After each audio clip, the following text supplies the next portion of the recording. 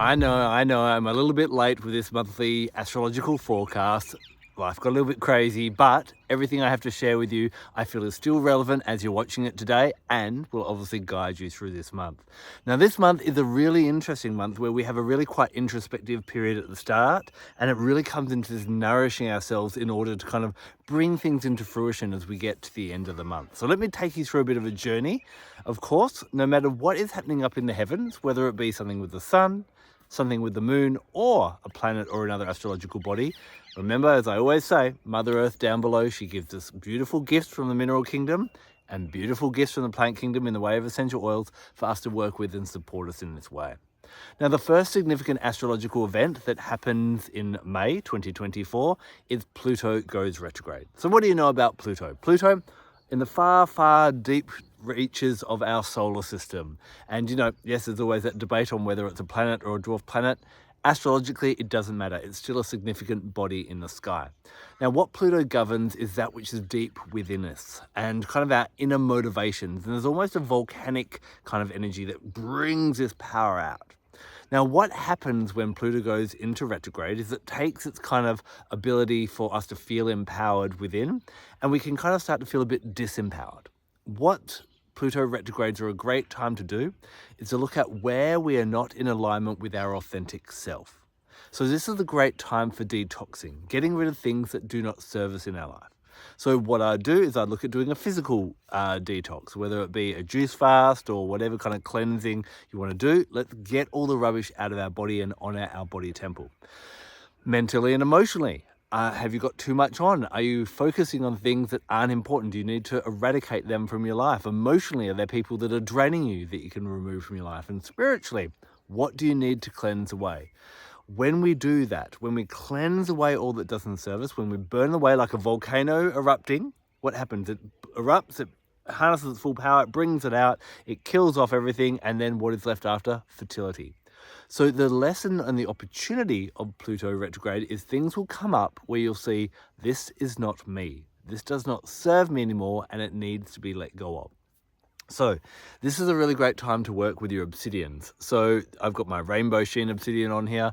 Rainbow sheen obsidian helps you to connect with the light within. You've got gold sheen obsidian that kind of awakens that warrior within. If you're looking at more magical and connecting with your magical self, silver sheen obsidian can be really great, or just your plain black obsidian. But because they are birthed from that volcanic energy, they help to awaken that true power within. You can also work with black pepper essential oil. Now, black pepper essential oil helps, I recommend it for customers and clients who are trying to quit bad habits like smoking. It's really, really good because we are not our habits. That's something we've attached to. And so black pepper can also help you to get out of the bad habits of being inauthentic, of not being truly yourself. This is an oil of unmasking and going, okay, who actually am I? Because if you think about it, from the moment we were born, we were actually being who our parents and our family and our friends and our, everyone around us wanted us to be. They told us, do this, do that, good boy, bad girl, all that type of thing. And so are you really who you are, or are you just the byproduct of the people around you? And this is the time to start expressing that, to releasing that. Think about this as an opportunity of metamorphosis. This is a caterpillar going into the darkness, finding what's disempowering you, and so you can fly when Pluto goes direct later in the year. So that happened on the 3rd of May. Now, straight after that, on the 5th of May, on the weekend, we had a celebration. It depends which hemisphere you're in. So if you're in the southern hemisphere, it is Samhain, which is the old celebration halfway between the autumn equinox and the winter solstice, and then the Christians later laid Halloween on it. Basically, on the 5th, and this will last for a few days, is when the veil between our realms and the other realms are at the thinnest. This is a time to honour those that have passed and also to let go of those who have passed. Souls can cross freely off to the other worlds, but sometimes they do come back as well. But it's a really great time. It's a bit more of a somber time, a bit more of a reflective time. I get out photos of my grandparents, my father, of a couple of friends that I've lost, and just kind of think of the light that they brought to my life, the lessons, and, if you need to communicate with them, if you need anything resolved, this is a really great time to do that. This is a really great time to work with Chiastolite. So Chiastolite, you can see, it has this natural form cross in it, and it kind of talks about the wheel of year, and it's also about getting getting comfortable with the cycles and wheel of life. Hate to be the bearer of bad news, but we're all going to die one day. And death is part of life. And not only death as in the end of our lives, our mortality, but being able to let go of things and not attaching to things longer than we need to can be a really great thing of going with that flow and working with the wheel of the year. We see nature. Do trees get attached to their leaves? No, they let go of them when they no longer serve them so that they can grow. So it's about letting go of old relationships, letting go of that attachment. Doesn't mean you forget about them, doesn't mean you don't love them anymore, but it's creating new space for new growth so you can continue to grow. And that's what Samhain's really about. It's really great to work with myrrh at this time. Myrrh is a very somber oil. It's often used around to support people who on their final days need to let go, release and to pass. Really quite comforting in that way and really grounding. So I've found, being Samhain here in the Southern Hemisphere, it's been a bit of a very somber, reflective kind of time. And I'd really encourage you to take that time to do that as well. Now, very different if you're in the Northern Hemisphere. Unless you've got bad hay fever at the moment, you're probably celebrating with all the really beautiful flowers. This is Beltane. So remember, we always have this opposing energy when we're looking at the nature festivals. And the really beautiful thing about Beltane, kind of think of it like Valentine's Day. This is when new couples get together. There's often marriages, there's celebrations. As there is fertility around on the earth, we celebrate fertility as well. It's baby making time, and often lovers will disappear into the woods to consecrate their love, and maybe a soul will pass through the realms to be born as your new bubba. Even if you're not planning on having babies, I know I'm not, it's still a great time around Beltane to really celebrate yourself and celebrate love. And celebrate life and the joy and the abundance that life gives us. So you can see the polar opposite between Beltane, which we're celebrating in the south, and Samhain in the south and Beltane in the north. So here we really work with the heart chakra. So this is where Geranium is really good. Geranium's a really great one at equalizing relationships, bringing balance. It also protects the heart and allows us to love again. It's really great if you have been heartbroken in the past and you have trust issues. Really, really beautiful. Any green or pink crystal is great around Beltane, but my favorite is this one. It's watermelon tourmaline. This is amazing that you actually get the pink and the green, the two colors of the heart chakra together. This shows about our ability to give love to the world and our ability to receive love from the world. And getting that in equilibrium and a beautiful flow allows you to really enjoy times. And this is what Beltane is really, really about. So they are on the 5th on the weekend. Then we keep on moving, and then on the 8th of May, we have our new moon. This new moon is in Taurus. Taurus is the sign of financial and material stability. So this is a time when we contemplate, okay, what's my next goals financially? What am I doing with my finances? When we check, do we need to rein in our spending? Do we need to check our budget? Do we actually need to look at our bank account, not just keep swiping the card? All those type of things, and make some goals for the future. When we can stabilize our finances, then it gives us a really good footing to be able to express ourselves in other ways of life. If we're having money stresses, we've all had that surely at some point in our life. We know what that's like, and we know how that can destabilize us emotionally, mentally, spiritually. So this is a good time just to get that groundwork done. Can you fend for yourself? Now, there's a couple of crystals that work really well, but the one I'm going to recommend this year is jet. Jet is a really nice contemplative one. You can actually use it in Samhain to fuse it with all the grief that you want to let go of and then cleanse it out. But carrying it around with you also stops overspending. Now, a lot of the time when we have full moons, we ask to receive more abundance. And if it's Beltane at the moment, this is a great, very abundant time for you in the Northern Hemisphere. But it's all very good and well to have all this abundance coming in, but if you're frivolously getting rid of it, it doesn't serve you. So on the new moon in Taurus, it's time to be a little bit more frugal, and jet is a really great one for encouraging that. Simply by carrying it in your bag can help you to be a little bit more moderate, but it's also a good one to kind of maybe program and set some intentions about how you spend your money. Now, while we're looking at money issues as well, it's really great to work with Bergamot mint. Although part of the mint family, it's actually in chemistry more like lavender than it is to do with something like peppermint. It's very calm, zen, and chill, and it helps us to feel okay with money. Sometimes money does cause us stress. Sometimes we have blocks around money and we feel that we don't want to have too much, or we don't know what to do with it, or all those different type of things. Bergamot mint just goes, chill. Bergamot mint kind of is that energy of, you know, when you walk out of your yoga class, you're feeling kind of a little bit exhausted, but a little bit uplifted at the same time? That's Bergamot mint. In fact, the other realm of Taurus is pleasure, physical pleasure, and Bergamot mint helps us to feel really comfortable in the bedroom and go, stop comparing yourself and worrying and getting yourself into this frenzied stress about your performance and how often you're doing it and how long you're lasting and all these different things. Are you enjoying it? Are they enjoying it? Beautiful. Stick with it. Keep going with it. And that's what Bergamot mint has, this real chilled out energy. The Taurine energy is very grounded, very stable, very chilled. And so work with Bergamot mint around the 8th of May, around that new moon, to just kind of stabilize the energy and stop you freaking out a little bit about money and about pleasure as well. Now, then we have on the 15th of May, the middle of the month, we have Ceres going into retrograde. Now, Ceres is the largest dwarf planet, very, very close, just behind Mars, even closer than Jupiter. And Ceres is named after the Roman goddess of nourishment and nurturing. She is the goddess who walks around the earth, puts the fruit on the trees, the flowers on the plants, and gives us, helps all the grains to grow and so on. So when she goes into retrograde, what tends to happen is we start to feel unnourished ourselves. Now, you've got two options with this. You can either start getting angry at your partner or your friends or your family for not giving you the nourishment you need. Or when that nourishment does seem to ease off during a Ceres retrograde, this is a really great opportunity for us to work out, how can I nourish myself where I don't need anyone else?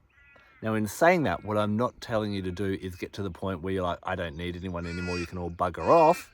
No, what I'm saying is, instead of needing or demanding or not being able to live without someone else, why can't you be self-sufficient and then enjoy the added extras that you get from your partner, your friends, your family, and your loved ones as well? So it's real, when the nourishment goes away, stop looking outwards, start to look within, and what really makes you feel nourished. A really great way to dive deeper into this is the love languages is a really great quiz to do, but also looking at your Ceres sign. So Ceres is spelled C-E-R-E-S. And whatever sign Ceres was in when you were born will often give you a really clear indication of how you like to be nourished and nurtured and which avenues to look down. A really beautiful nurturing crystal to have around you at this time, I know I'll be wearing mine and carrying mine, is Chrysocolla. And we'll explore this a little bit more on my social media, on Facebook and Instagram, when Ceres goes retrograde in a couple of weeks' time. So keep this with you. The Chrysocolla has this really kind of supportive and also healing, emotionally supportive kind of energy about it. Got a very goddess energy about it, so it's beautiful to have with it. And Marjoram. Marjoram is so nurturing as well. What I love about Marjoram, from a physical point of view, is that it's actually really great for aches and pains. Sorry, there's a raven who wants to be part of this video. Really good for physical aches and pains, but also really good for sleep. So when we're kind of all tense and tight and we just need to relax in all the different ways, Marjoram is really, really beautiful to work with. So Marjoram on a metaphysical or an emotional healing level really helps with commitment and being committed to other people, but also being committed to ourselves and committed to our own self-care and feeling comfortable caring for ourselves. So really nourish yourself with some Marjoram, pop it in the diffuser, rub it into your muscles. It does absolute wonders, and it's going to be absolutely beautiful to work with around the 15th of May when you're starting to feel really unnourished by other people, when you need to start kicking in for yourself. Now, we have another retrograde that's happening on the 22nd of May. Now, this one, I'm going to be honest with you, this has only come onto my radar in the last month, and it's a really fascinating centaur or asteroid. It's called Chariklo, spelled C-H-A-R-I-K-L-O. Now, Chariklo is actually the wife of Chiron. Now, if you know a little bit about astrology, you might have heard of Chiron, the wounded healer, and how that can be a really significant aspect in our astrology. Well, Chariklo is absolutely amazing, and what I'd encourage you to do is Google the chart of the sky when Chariklo was actually discovered. And she was in perfect alignment with 5 of our other planets to make a hexagram, a 6-pointed star. Some people call it Star of David. Formation in the sky, all at 6 degrees in the different signs. It's a very magical discovery chart. Chariklo is about the graceless, kind, angelic giving energy. It's about giving without the need to receive back in return, and to being of service without wanting any reward. So when she goes into retrograde, what's going to happen here? There's going to be issues around where we are maybe getting taken advantage of. Our kindness is getting taken advantage of. It could be where we are not being that kind, or we're doing things for expectations as well. So really look into this kind of energy around this time. And to be honest, I'm still kind of scurrying through all the information I can find. There's not a lot out there about Chariklo, but really, really fascinating. She definitely works with this higher heart chakra and probably our hand chakras as well. And so working with things like Dioptase, a beautiful green crystal that really opens up our heart, brings us compassion, acceptance, tolerance, and givingness. And so I think that's really important around Chariklo retrograde, to bring a bit more of that care into the world, especially in what's happening in the world right now. Gardenia, this most exotic flower, smells absolute divine and just opens up the heart so much more. Chariklo was this selfless, kind of caring, she did care. She cared without abandon. She was with reckless abandon. She just loved and cared and helped everyone and that kind of thing. So really, really beautiful energy to work with, and for you to connect with that energy around that time, because she will be withdrawing that and she will bring her lessons up. So let's all dive into that. And I'd love to know in the comment section if you've had any experience with Chariklo whatsoever. Now, the final thing we have, Chariklo on the 22nd, and then we have Sagittarius full moon on the 23rd. That is our finale event for May. This is a time when Sagittarius is about expansion, expanding our mind. Sometimes it's about universities, expanding our networks and our friends, expanding our horizons, and even going on overseas travel. So I'll actually be in Europe at that time, so very fitting. But this is the kind of time when we work with the universe and how would I like to expand my horizons? If we start living in the same circles or in the same box, guess what? There's no growth happening. And without growth, if we're not growing, we're decaying. That's right. So grab your Danburite. Danburite is a really beautiful one. It's a very angelic crystal. And you can see it always grows in a wedge. It doesn't grow in a point. And so I like to think of this as a door wedge that you pop near you to help leave the door open so the angels come in. It has a really celebratory, a really joyous nature, a bit of a party kind of nature about it, which is very Sagittarian as well. Get excited about expanding your horizons and get on out there. Grab your Clary sage as well. Very, very expansive. Really great around the full moon, especially it stabilizes when we get a bit emotional around the full moon as well. And really helps us to listen to our own inner guidance on where we want to go, where we want to expand, what we want to do with our lives. So let's see if I can summarize this all in one little snippet. So on the 3rd, we have Pluto going into retrograde, and it's a really great time to grab your obsidians. You can also work with jet. Grab your black pepper as well and work with them. If you're in the southern hemisphere, on the 5th of May, it's Samhain, and we work with Chiastolite, and we also bring in Myrrh. But if you're in the northern hemisphere, it's the time of love. So we get our watermelon Tourmaline and we get our Geranium out. Then we have on the 8th is our new moon in Taurus. That's a great time for jet to stop your overspending. If you do want to start building on your money, if you think like you're actually quite frugal already, look at a black garnet for building on what you already have, and grab your Bergamot mint. Just kind of bring a bit more ease to your how you look at your finances and how you look at your sex life and your pleasure life as well. 15th of May, we have Ceres retrograde. Nourishment and nurturing will be withdrawn from you. You'll see a lack of it in your life. It's a lesson in how I can nurture myself, work with Chrysocolla and work with Marjoram.